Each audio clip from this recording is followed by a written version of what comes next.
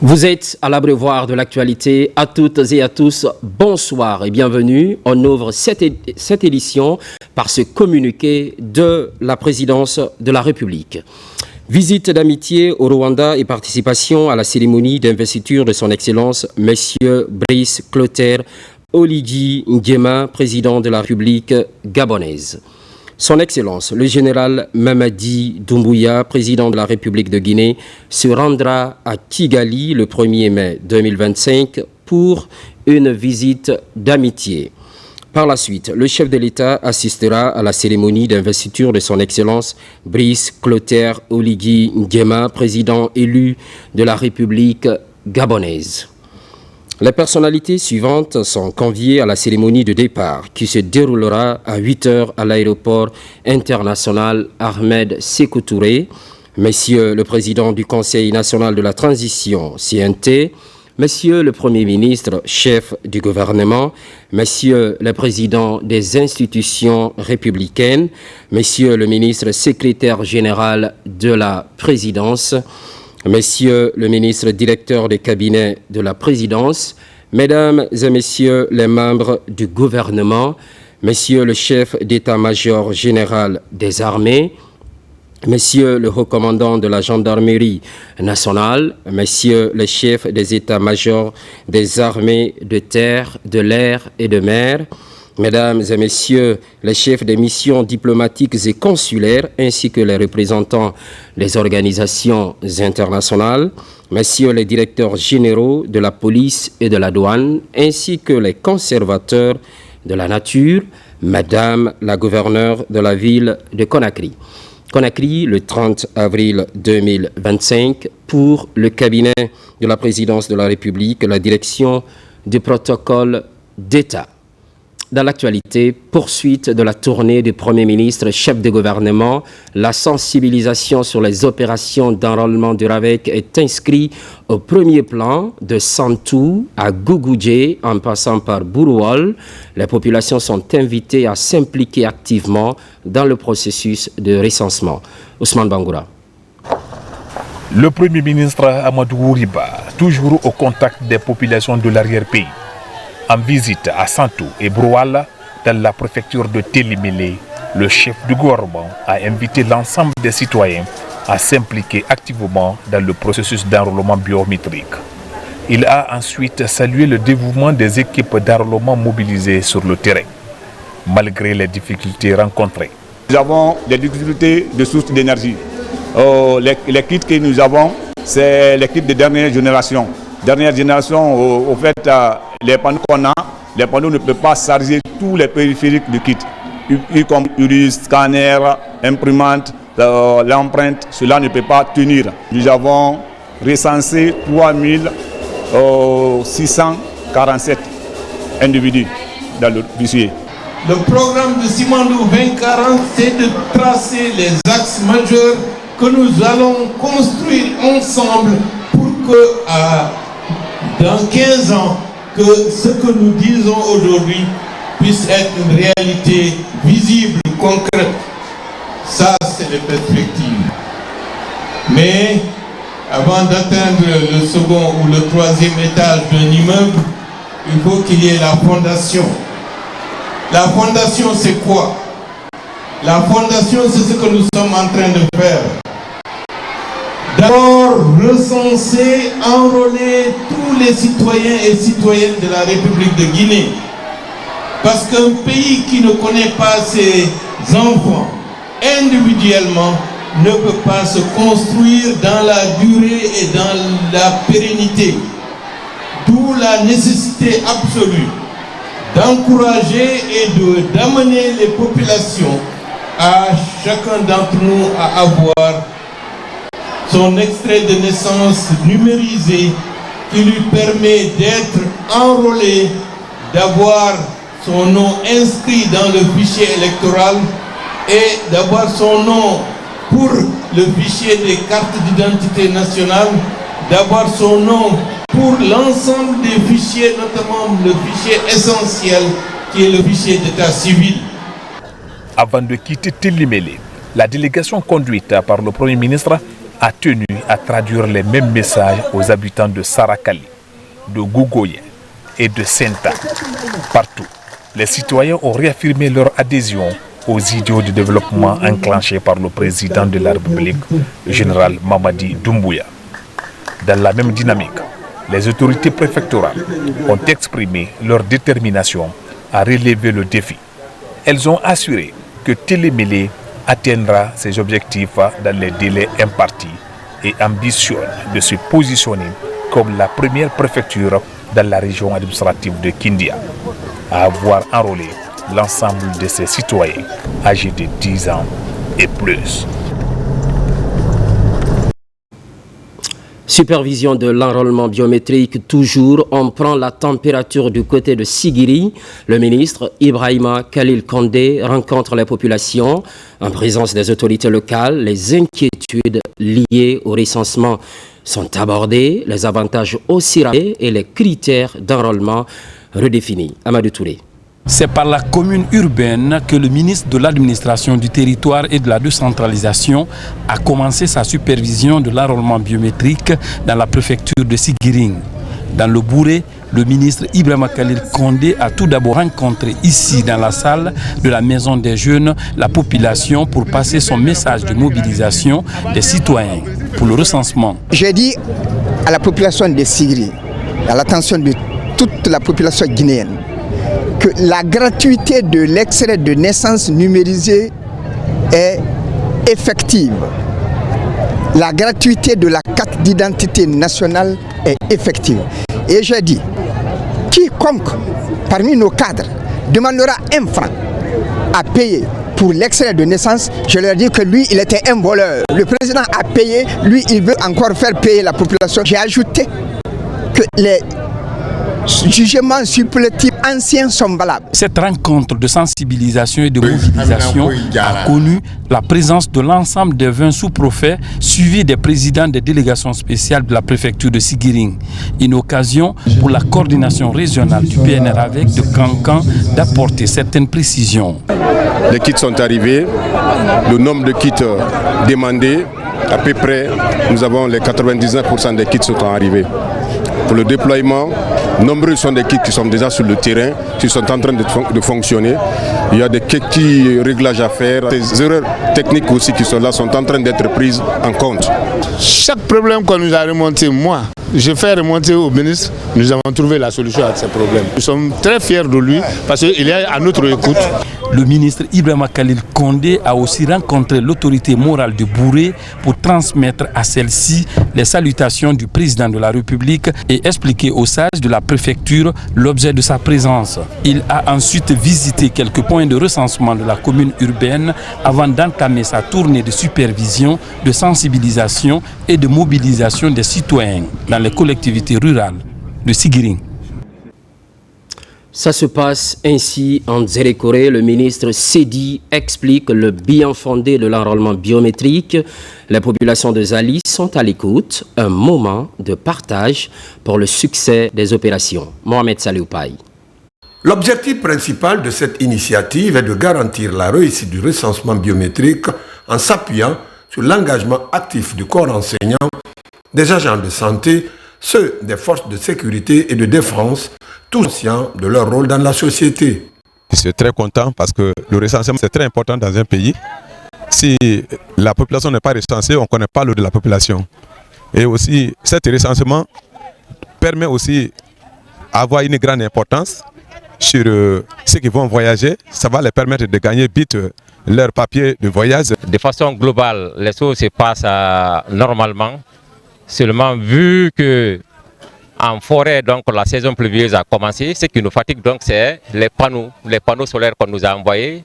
Souvent il n'y a pas de soleil, donc les panneaux ne donnent pas.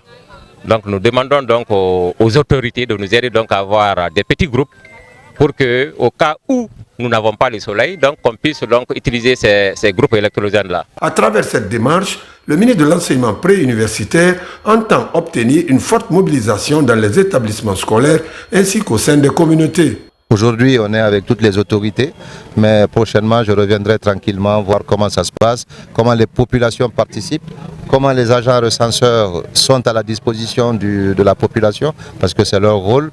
On ne veut pas du tout qu'il y ait un blocage qui viendrait du côté de l'administration. L'administration doit faciliter le service aux citoyens. C'est une injonction claire que le ministre de l'administration du territoire a donnée.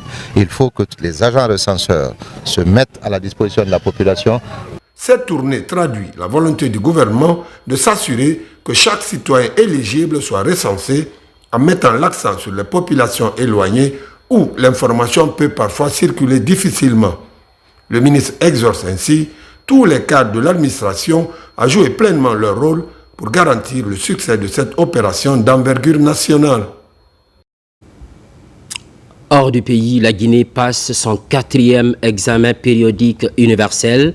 C'est à Genève en Suisse. L'exercice intervient tous les 4 ans et demi. Il est question pour tous les États de faire le bilan en matière des droits de l'homme. Les efforts accomplis par la Guinée sont présentés. Il reste à les poursuivre, estime le garde des Sceaux. C'est d'ailleurs la volonté affichée par le gouvernement guinéen. Kerno Younoussab, envoyé spécial. C'est ici à Genève que se tient l'examen périodique universel et mécanisme du Conseil des droits de l'homme. Le cycle est dédié à chaque État pour une évaluation par ses pairs de son bilan en matière de droits de l'homme. À cette 49e session de Genève en Suisse, la délégation guinéenne conduite par le ministre de la Justice et des Droits de l'Homme expose les avancées enregistrées par la Guinée pour améliorer les droits de l'homme. La Guinée réaffirme avec fermeté son attachement aux principes universels de droits de l'homme, à la coopération multilatérale et l'amélioration constante des conditions de vie de ses citoyens.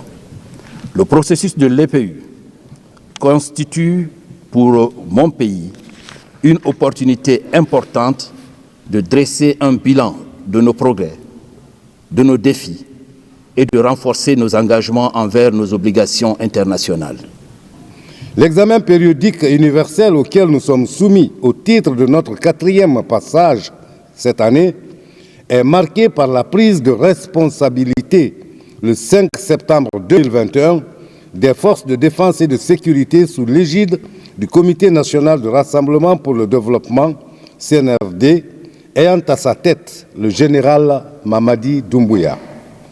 Cette prise de responsabilité pour anticiper sur d'éventuelles crises sociales résultant de la modification de la Constitution par l'ancien régime a connu l'adhésion de la quasi-totalité des populations guinéennes qui étaient dans les situations les plus préoccupantes et anxiogènes. Depuis cette date, le gouvernement de la République de Guinée a fourni de notables efforts en faveur de la promotion et de la protection des droits de l'homme. Ces efforts ont porté, entre autres, sur la mise en œuvre des nombreuses recommandations issues des évaluations qui ont précédé celle qui nous réunit en ce moment. Cependant, l'exercice pour la promotion et la protection des droits humains étant un processus continu, nos efforts, nos acquis, nos défis et difficultés doivent tous être appréhendés et perçus dans la perspective globale d'un travail au fond pour une véritable appropriation de la culture démocratique par les citoyens et les gouvernants. La République de Guinée est à son 4e examen ici à Genève. Lors de son passage devant le Conseil, Yaya Kairaba a présenté de nombreuses réformes amorcées par la Guinée en matière de droits de l'homme. La Guinée s'est attelée à renforcer le cadre législatif et réglementaire pour une meilleure promotion et protection des droits de l'homme. Nous pouvons citer les lois portant droit d'accès à l'information publique, portant protection et promotion des droits de personnes atteintes d'albinisme, portant contenu local, portant aide juridictionnelle, fixant les règles de protection des victimes, des témoins et des autres personnes en situation de risque. Outre des réformes judiciaires, la Guinée réaffirme sa volonté d'améliorer les conditions de vie des citoyens, allusion faite au programme Simandou 2040. Ce projet est un levier de développement économique qui intègre toutes les préoccupations allant de la santé, de l'éducation, des infrastructures jusqu'au contenu local, etc., tout est pris en compte et bien pris en compte par le méga-projet Simandou 2040. Après la présentation du rapport national, plus de 80 États membres ont salué l'engagement affiché par la Guinée en faveur du respect des droits de l'homme. Tout de même, des recommandations sont formulées pour améliorer les droits de l'homme de façon continue.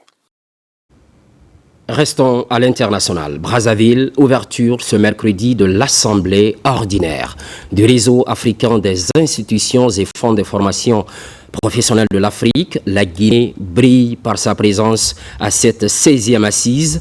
Au menu de 3 jours de travaux, l'examen des rapports de 2024 et l'adoption du budget prévisionnel 2025 pour une meilleure prise en charge des problèmes liés à l'employabilité des jeunes sur le continent. Moussa Komara, carnet de voyage. Après Lomé en 2024, ces gestionnaires de fonds de formation professionnelle venus de 10 pays africains se retrouvent ici à Brazzaville pour se pencher sur l'avenir de la jeunesse du continent et trouver des stratégies innovantes pour la compétitivité des entreprises. Il s'agit pour nous d'accompagner les entreprises, accompagner leur compétitivité, le développement de leur compétitivité. Et au travers donc du développement de la compétitivité des entreprises, nous attaquons de plein pied la question de l'emploi, la question du chômage des jeunes. Cette Assemblée générale ordinaire du réseau africain des institutions et fonds de formation professionnelle est un espace privilégié d'échange d'expériences et de bonnes pratiques. La Guinée, membre fondateur du réseau, va partager ici sa riche expérience en termes de recouvrement et de formation continue.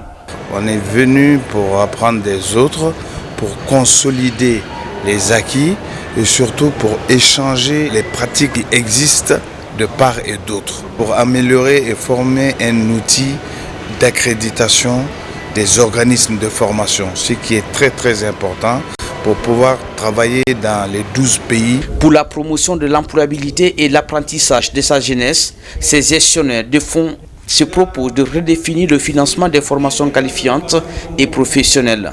L'intégration de l'intelligence artificielle, du numérique ou encore du métier de la transition écologique est envisagée pour atténuer le chômage qui frappe de plein fouet la jeunesse du continent. Le RAFPRO a un rôle central à jouer dans cette vision. Il incarne la solidarité entre nos pays, la force de nos partages d'expériences et la capacité de l'Afrique à penser et construire son propre modèle. Un autre enjeu très important de cette 16e Assemblée générale du réseau africain des institutions et fonds de formation professionnelle, l'examen des rapports d'activité et financiers de 2024, l'adoption du budget prévisionnel et du plan de formation 2025. Les travaux vont 3 jours ici à Brazzaville. Retour à Conakry où les assises de l'agence universitaire francophone s'ouvrent dans quelques heures à marge des travaux. La délégation a mis le cap sur la Cité des sciences et de l'innovation. La visite n'est pas fortuite, il est question de partager les expériences de la Guinée. Diarra Diallo sur les pas de la délégation.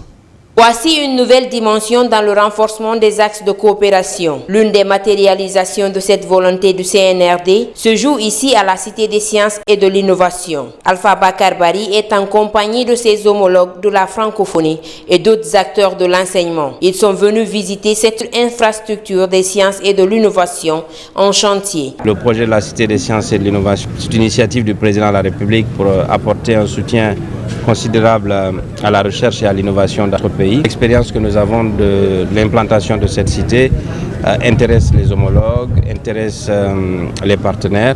Nous sommes venus leur expliquer, leur faire voir l'état du chantier, l'évolution des travaux et surtout la philosophie qu'il y avait derrière. Pour ce qui est d'innovation et de recherche, il est très très important que nous-mêmes, soyons nous-mêmes à prendre en charge nos défis. Parce qu'il n'y a personne plus que nous, mieux placés pour savoir quels sont nos besoins, quelles sont nos réalités et quoi faire. Une occasion pour les invités de découvrir les différents pavillons de ce complexe moderne. Aujourd'hui, nous voyons que nous devrions copier pour pouvoir également avoir les mêmes structures chez nous afin de faire évoluer la science en général. Monsieur le ministre nous a expliqué que ce projet a démarré il y a 9 mois. même pas un an. Et nous avons vu ce que nous avons vu. Et tout cela grâce à la volonté des nouvelles autorités guinéennes, du président et des ministres, que nous félicitons. À la fin de la visite, les hôtes du ministre Alpha Bakar estiment que cette vision de la Guinée est un bel exemple à suivre. C'est le chiffre du jour, 100 milliards de francs guinéens, un montant mis à la disposition des communautés impactées par les activités minières à Sigiri. La remise du chèque est officielle, une contribution du Fonds de développement local. Marwan Kamara. Sigiri est l'une des préfectures de la Guinée où l'exploitation minière est plus dense. Dans l'esprit du respect des dispositions du code minier en termes de contribution au développement local, le gouvernement, à travers le FODEL, les communautés impactées par les activités minières ont bénéficié d'un chèque de plus de 100 milliards de francs guinéens. Nous devons, à travers notre responsabilité sociétale, contribuer favorablement au développement des communautés. Et en cela, les systèmes miniers sont appelés pour qu'après toute exploitation, que les communautés puissent être des communautés transformées, résilientes et développées. L'ANAFIC réitère son engagement avec le soutien de tout le département du MATD à mettre en œuvre avec rigueur et intégrité, en collaboration étroite avec toutes les parties prenantes, notamment le ministère des Mines et de la Géologie, et cela dans le strict respect des textes de loi et des textes réglementaires régissant la mise en œuvre au bénéfice de nos populations. Cette contribution au développement local par les sociétés minières est un véritable soutien à l'État pour l'amélioration des conditions de vie des populations riveraines des sociétés minières. Votre leadership, votre sens du devoir et votre attachement au respect des obligations légales des sociétés minières ont grandement contribué à faire du FODEL une réalité tangible au service de nos collectivités locales. Depuis le 5 septembre 2021, sous le leadership du CNRD, avec à sa tête notre président de la République, d'importantes réformes ont été engagées dans le secteur minier afin que l'exploitation minière profite au peuple de Guinée, au premier chef desquels les communautés riveraines impactées par l'exploitation minière. Parmi ces réformes majeures, figure l'amélioration de la gestion du Fonds de développement économique local, communément appelé FODEL, logé à l'Agence de financement des collectivités locales, l'ANAFIC. Après quelques années d'attente pour cause des gels, les collectivités de Sigiri se frottent désormais les mains. Avec une clé de répartition bien établie par le gouvernement, le FODEL va toucher l'ensemble de toutes les circonscriptions de Sigiri, améliorant globalement le développement local avec une gestion transparente. Au même moment, audit des marchés publics et projets de développement, c'est au bénéfice des vérificateurs de la Cour des comptes. La session s'étend sur 10 jours, une formation initiée par la Cour des comptes en partenariat avec l'unité de coordination et d'exécution des projets. Moussa Kouyaté. Le contrôle des finances publiques est la mission principale de la Cour des comptes. Pour atteindre cet objectif, la formation des agents vérificateurs en audit des marchés et projets de développement est indispensable. L'objectif de cette formation en audit des marchés publics et des programmes d'investissement dédiés aux assistants vérificateurs est de leur doter des compétences leur permettant de cerner cette activité d'audit, participer à la transformation et à la refondation du pays dans le domaine de la passation, de l'exécution et du contrôle des marchés publics. Ils auront des modules qui sont liés à la préparation des marchés publics, à la procédure de passation des marchés publics, à l'exécution des marchés publics et au contrôle, c'est-à-dire à l'audit des processus de passation et d'exécution des marchés publics. Cette formation des agents de la Cour des comptes a été rendue possible grâce au concours des partenaires techniques et financiers et l'implication du ministère du Plan et de la coopération internationale à travers l'unité de coordination et d'exécution des projets. Pour le procureur général près de la Cour des comptes, la formation doit être la priorité de l'institution. Je suis partisan pour que la Cour consacre une large partie de ses moyens et de son temps de travail à la formation de ses agents, de ses cadres, de ses auditeurs. Donc, qui sont nos ouvriers, qui sont des agents administratifs mis à nos dispositions, qui sont nos ouvriers, s'il faut dire. Et donc, qu'ils soient vraiment performants. Et alors, la formation va porter sur l'audit des projets de développement. Il faut que les agents, les auditeurs de la Cour des comptes soient assez bien outillés, assez bien performants pour pouvoir auditer ces projets et rendre compte de la qualité de la gestion et de la performance de ces projets-là. Après ces 10 jours de renforcement des capacités avec des experts, les participants seront en mesure d'auditer et de vérifier davantage les marchés et projets de développement.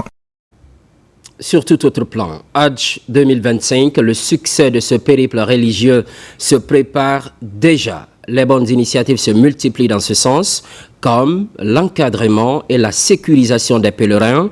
Le processus se professionnalise. Cela passe par la formation des guides, une démarche soutenue par le département des affaires religieuses. On suit ensemble. À quelques semaines du départ des candidats au pèlerinage 2025 en Arabie Saoudite, les initiatives se développent au secrétariat général des affaires religieuses. Déjà, un bracelet de géolocalisation est créé pour les pèlerins guinéens. Avec ces bracelets, tous les pèlerins, partout où ils sont, ils peuvent communiquer avec leurs parents. Donc ce système permet, à partir d'un bouton, quand vous appuyez, automatiquement vous êtes en communication avec votre guide. Au-delà de ce système sécuritaire, une séance de formation pratique est aussi organisée pour les guides. Il s'agit d'initier ces guides à la gestion des différents rites durant la période du Hajj en Arabie Saoudite.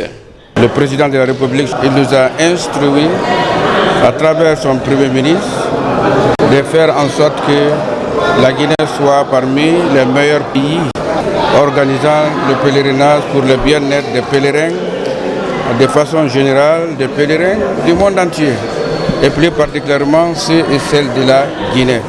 C'est dans ce cadre aujourd'hui que nous avons, à travers la direction, fait cette simulation avec l'image de la Kaaba qui est derrière moi. Ces dispositifs pourraient aider ces candidats au pèlerinage afin de les faciliter à franchir les différentes étapes du Hajj. Le président de la République, son Excellence Mamadi Doumbouya, veut que les pèlerins guinéens soient modèles. Et pour être modèle, il faut être sensibilisé. Il faut être informé et il faut avoir toutes les connaissances et l'information liées au Hajj. L'objectif du secrétariat général des affaires religieuses est de tout mettre en œuvre afin que les pèlerins se rendent et accomplissent leurs devoirs religieux dans les meilleures conditions.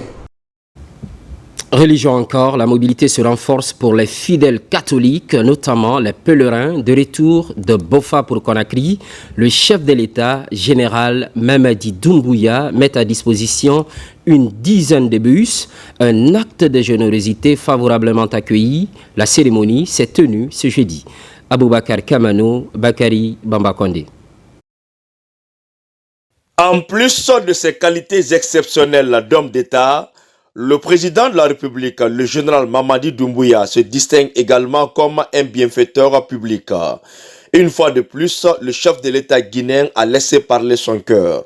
Ce mardi 30 avril 2025, il a mis à la disposition des fidèles chrétiens catholiques de Guinée une dizaine de bus pour faciliter le retour des pèlerins de Bofa à Conakry. La remise de ces moyens de transport s'est déroulée dans l'enceinte des garages du gouvernement en présence de plusieurs autorités administratives et religieuses. La mise à disposition des bus aux pèlerins chrétiens est une initiative du président de la République, le général Mamadi Doumbouya, qui accorde une importance capitale à la cohésion sociale. C'est un message très fort pour les Guinéens. Nous sommes musulmans, nous sommes chrétiens, et dans cette laïcité, on peut vivre ensemble dans la paix et dans la tranquillité. C'est pourquoi le président de la République et son gouvernement, à travers aussi notre ministre tutelle, le général Amara, ont souhaité mettre à disposition ces bus comme d'habitude. Cet acte qui consiste à pouvoir remettre à nos compatriotes catholiques des bus en vue de leur déplacement pour le pèlerinage national de Bofa n'est qu'en réalité que la traduction justement de cet équilibre et même de cette équité au plan religieux dans notre pays. Cette occasion a été mise à profit pour saluer et magnifier les nombreux efforts consentis par le président de la République, le général Mamadi Doumbouya, en faveur de l'ensemble de la population et plus particulièrement à l'endroit des confessions religieuses, notamment la communauté chrétienne de Guinée. Je voudrais traduire les sentiments de gratitude et de remerciement de son Excellence Monseigneur Vincent Koulibaly, archevêque de Conakry, mais aussi de son correcteur, pour cet appui indispensable au pèlerinage de Bofa en 2025. Nos remerciements, mais aussi c'est l'occasion pour prier pour notre pays, prier pour toute la nation, prier pour que la Guinée puisse aller de l'avant. J'ai prié pour le président, nous prions tous pour le président et pour son entourage. Nous prions qu'il reste sur nous et qu'il continue encore avec ses belles œuvres. Nous vous disons un grand merci. C'est la ministre des Postes, des Télécommunications et de l'Économie numérique, Madame Rose Paula Prissemou, qui a présidé la cérémonie. Aujourd'hui, le chef de l'État fait encore parler son cœur pour ramener tous les fils et filles de Guinée au même niveau. Il montre son attachement aux valeurs religieuses, aux valeurs culturelles, en se disant j'ai ma population qui va se recueillir, qui va prier pour ce pays, et en ce sens il réitère encore toute sa bienveillance en fournissant, en mettant à disposition ses moyens de locomotion pour faciliter le retour de tous nos pèlerins. Cet acte hautement symbolique posé par le chef de l'État, le général Mamadi Doumbouya, s'inscrit pleinement dans sa volonté de promouvoir le respect de la laïcité et de vivre ensemble en République de Guinée. En ce 1er mai, la Guinée célèbre la Journée internationale du travail, une commémoration placée sous le signe de la transformation et du progrès social dans le cadre de la vision Simandou 2040. À cette occasion, le ministre de la Fonction publique salue l'engagement collectif et rappelle les avancées majeures en matière d'emploi et de dialogue social. C'est ce qui a filtré de son adresse à la nation, une adresse faite au nom du chef de l'État, du Premier ministre et de l'ensemble du gouvernement. Extrait.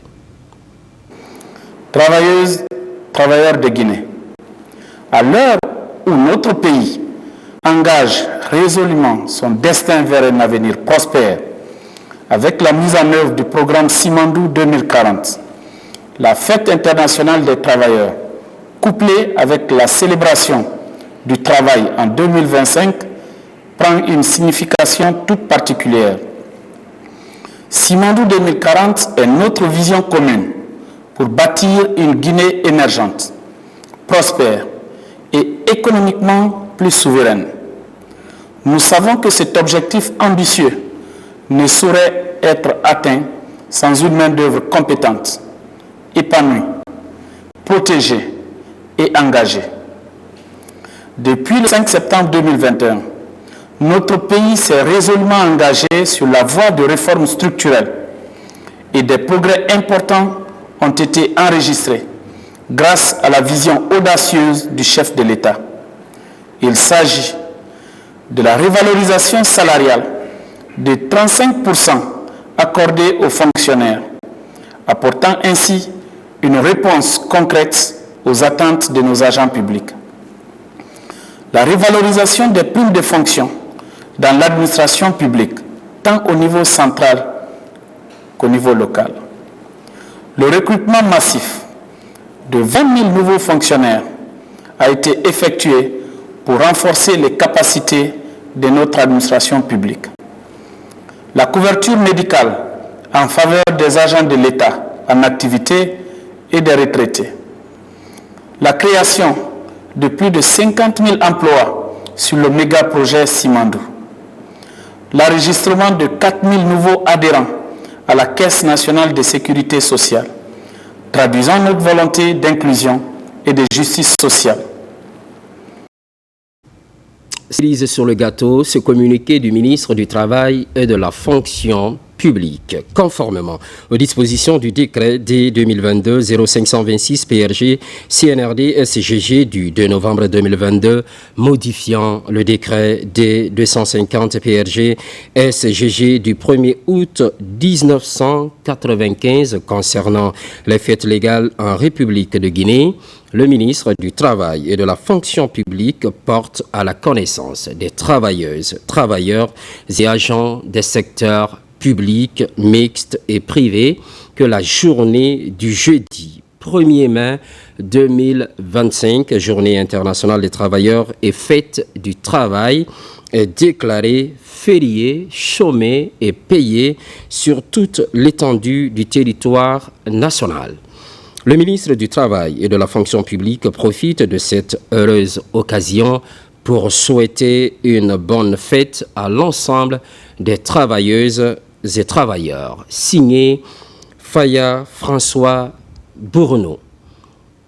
Nouvelle dynamique au sein de la SOGIPA. Un challenge pour les dirigeants de la société. La présidente du conseil d'administration et les partenaires stratégiques visitent les plantations et installations. Il s'agit d'échanger avec les travailleurs et exprimer les déterminations des partenaires à soutenir la SOGIPA. Mohamed Salou Paye, correspondance. Dans une dynamique de redressement et d'espoir que la société guinéenne de palmier à huile et DVA SOGIPA a accueilli une mission de haute portée conduite par la présidente du conseil d'administration en compagnie des partenaires stratégiques. Ces hôtes de marque, après une visite guidée des plantations et installations industrielles, ont eu des échanges directs et fructueux avec les travailleurs, symbole d'un nouvel élan pour l'entreprise. La conclusion que nous avons tirée au niveau du conseil d'administration, c'est qu'en réalité, il n'y a pas de crise. Parce qu'on parle de crise si ça ne va pas. Mais nous nous sommes rendus compte aujourd'hui qu'il y a le personnel nécessaire, les plantations ça fonctionne, et les usines ça fonctionne 24 heures sur 24. Il y a juste un problème de gestion. Et ce problème de gestion doit être relevé. La gouvernance au niveau de la SOGIPA a pris une nouvelle dynamique, un nouvel élan. C'est rassurant pour des partenaires financiers comme nous et d'autres qui viendront se confronter à leur expertise et à leur engagement. Cette visite, riche en promesses, renforce déjà la confiance au sein de la direction générale. Nous savons que désormais nous avons le soutien de notre conseil d'administration. Nous savons que nous partons sur une nouvelle base. Donc c'est l'occasion pour moi de remercier Madame la Présidente du conseil d'administration, de remercier tous les administrateurs. Nous allons œuvrer dans le sens de mettre en œuvre leurs recommandations, de mettre en œuvre leurs orientations afin de donner à la SOGIPA un éclat nouveau, une nouvelle dynamique et que la société se mette sur les rails pour le développement prôné par le général Mamadi Doumbouya. Avec le soutien inconditionnel des institutions partenaires et la forte implication des travailleurs, la SOGIPA se projette désormais vers un avenir de renaissance au service de la Guinée et affiche ses ambitions de développement durable. À Conakry, la Chambre régionale d'agriculture vient de tenir son assemblée consulaire. À l'ordre du jour, l'élection et l'installation des présidents des chambres communales, un processus de redynamisation de la structure au niveau local. Mamadi Terna Kamisoko pour plus d'explications. Dans la zone spéciale de Conakry, les acteurs de la Chambre régionale d'agriculture tiennent leur assemblée ordinaire consulaire. L'un des points importants à l'ordre du jour porte sur l'élection et l'installation des présidents des chambres communales. Après plusieurs heures de vote et de délibération, ils sont 6 présidents élus dans les communes de Kaloum, Matam, Dixine, Ratoma, Matoto et Kassa. Je suis très contente, raison pour laquelle je remercie le président Mamadi Doumbouya pour son soutien constant au secteur du développement durable. L'impression est plutôt satisfaisante parce que ce processus s'est passé dans le plus grand sérieux et Dieu merci, les résultats se sont avérés très sérieux, tantôt très serrés, mais tout s'est très bien terminé. C'est un instrument au service du monde rural.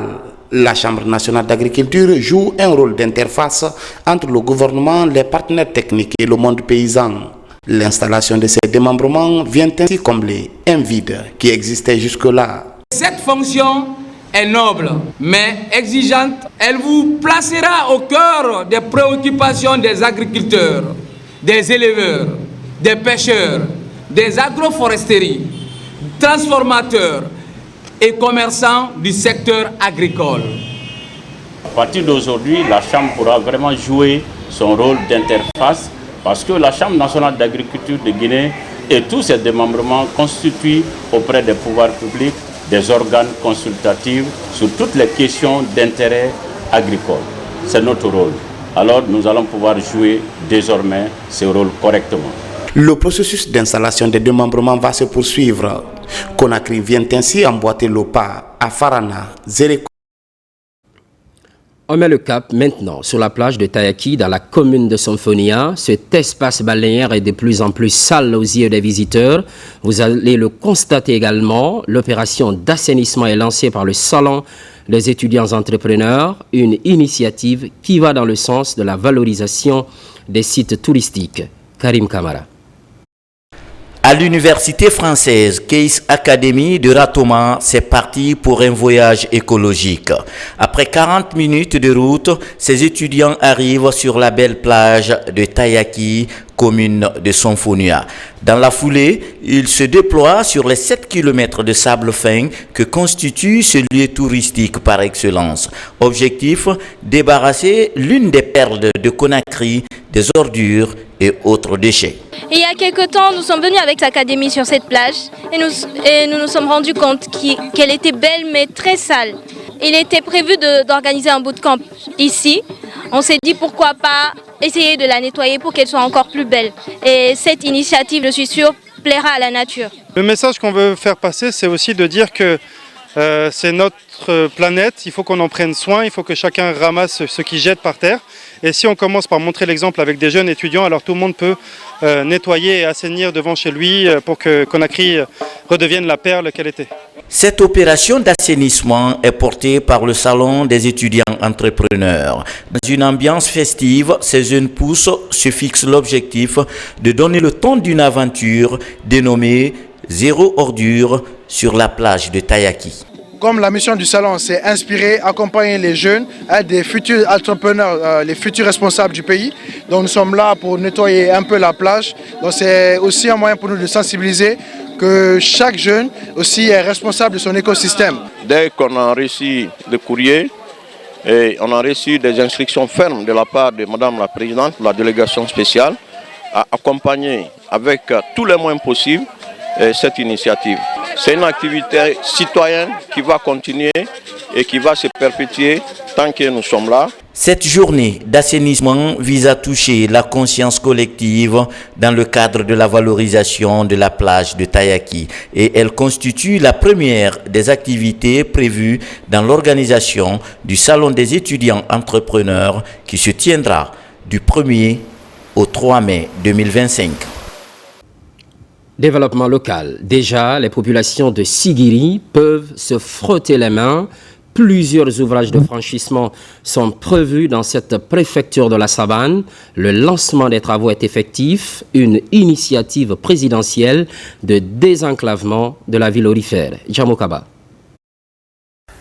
À Sigiri, l'esprit du développement local fait du chemin pour le bien-être de la population. Pour renforcer la mobilité en milieu rural, les travaux de plusieurs ponts de franchissement sont lancés. Un coup de pouce du général Mamadi Doumbouya pour répondre aux multiples doléances des usagers. Les bénéficiaires très mobilisés affichent leur satisfaction à l'endroit du président de la République.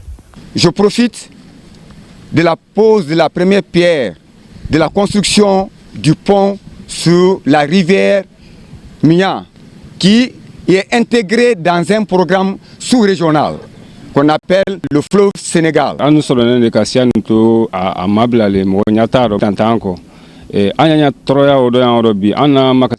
sommes nés ici, personne n'est venu pour nous enlever dans la souffrance, sauf Général Mamadi Doumbouya. Tout Kinyabakura est derrière lui. Le projet va désenclaver les zones de Nabou, Franwalia Kinyabakura. Avantage, faciliter la circulation vers les grands bassins de production agricole, une autre priorité affichée par le conseiller du chef de l'État. Donc pour ces 3 points, les populations les ont vraiment bien accueillis. Et moi-même, en allant sur le terrain, j'ai vu que c'était des infrastructures tellement importantes. J'étais même étonné de savoir que le président puisse savoir tout ça en étant au palais Mohamed V. Le pont de Konsogna que vous avez traversé depuis le premier régime jusqu'à aujourd'hui, ce n'est pas fini. Auprès du conseiller du président de la République, les habitants du district de Konsogna formulent des doléances pour l'achèvement de leur pont en souffrance depuis des années. Une aubaine pour les sages des différents villages mobilisés pour apprécier cet esprit patriotique enclenché par le chef de l'État. Partout, ils réaffirment leur adhésion aux idéaux du président de la République pour l'accompagner dans ses actions salvatrices. C'est ce qui justifie d'ailleurs le soutien massif des initiatives présidentielles. Le Moussa Code, par exemple, est actif dans la commune de Dabola. En plus de la sensibilisation sur le recensement des citoyens, une soirée festive est organisée dans le but de magnifier les réalisations du chef de l'État, général Mamadi Doumbouya. Fodi Alpha Kamara, Kelfara Ples Kamara.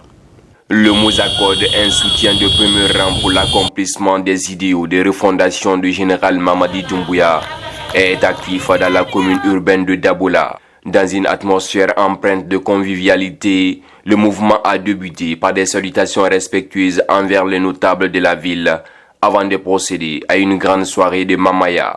Cet événement a été un moment de communion et de célébration des réalisations du président de la République. À travers cette initiative, il est clair que Dabola s'aligne fortement avec les idéaux portés par le CNRD.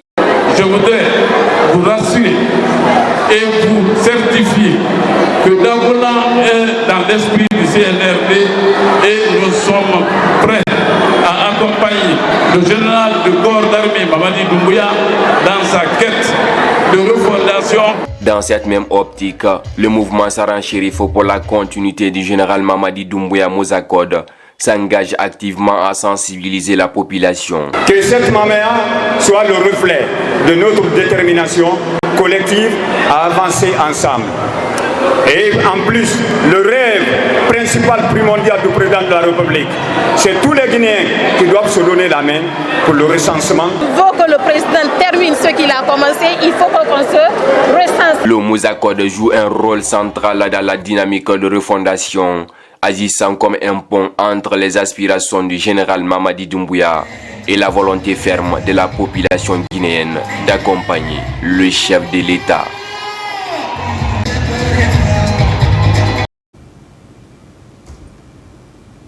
Amélioration de la qualité de l'enseignement, c'est le défi que se fixe l'École supérieure des sciences de la santé de Mahatma Gandhi. L'institution vient de signer un partenariat avec un groupe d'enseignants-chercheurs en provenance de la Tunisie. Au-delà du renforcement des compétences des étudiants en LMD, la formation continue des boursiers du ministère de la Santé est à l'ordre du jour. Ali Badara Kondé. L'École supérieure des sciences et techniques de la santé Mahatma Gandhi de Lambani intensifie ses efforts pour rehausser la qualité de son système éducatif. Dans cette dynamique, un partenariat stratégique a été scellé avec un groupe d'enseignants-chercheurs venus de la Tunisie. Ce projet vise à renforcer les compétences des étudiants en licence, master, doctorat, LMD, ainsi que la formation continue des boursiers du ministère de la Santé. Il s'agit de leur première promotion de parcours LMD en pédiatrie, en radiologie, en réanimation et sciences infirmières. Et un autre fait qui m'a beaucoup touché en tant que professionnel, compte tenu de mon expérience et de mon âge, ils ont honoré et donné la chance aux professionnels qui sont en exercice dans toute la région de la Guinée pour leur donner cette possibilité d'évoluer dans leur carrière et surtout de développer leurs compétences. Cette mission, c'est pour assister à la première formation des étudiants guinéens en anesthésie, en radiologie, en soins infirmiers et également dans le cadre d'une formation continue. Ils sont au total 6 enseignants-chercheurs tunisiens à avoir été accueillis par l'institution. Durant un mois, ils dispenseront des cours théoriques et pratiques dans plusieurs domaines clés de la santé, l'imagerie médicale, les sciences infirmières, la pédiatrie, l'anesthésie, réanimation et la biologie médicale. Vraiment, la formation passe très bien avec les Tunisiens, les experts tunisiens qui sont en train de nous donner quand même de très bons cours que nous n'avons jamais vus vraiment dans notre vie de carrière. Les Tunisiens ne viennent que pour les matières cliniques parce que nous sommes conscients. Les Guinéens connaissent beaucoup, mais on a réparti les tâches. Et en tant qu'enseignant-chercheur, je connais les réalités de mon pays. Donc, j'ai jugé utile, dans un premier temps, de donner les sciences fondamentales aux Guinéens et les matières cliniques aux étrangers. Les apprenants suivent un rythme intense de 8 heures de cours par jour dans un environnement propice à l'excellence.